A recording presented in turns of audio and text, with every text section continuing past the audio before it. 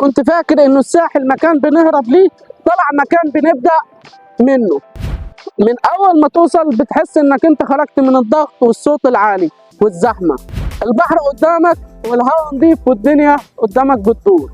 ومش بس كده، المكان بقى فيه كل حاجة محتاجة عشان تعيش وتستثمر بثقة.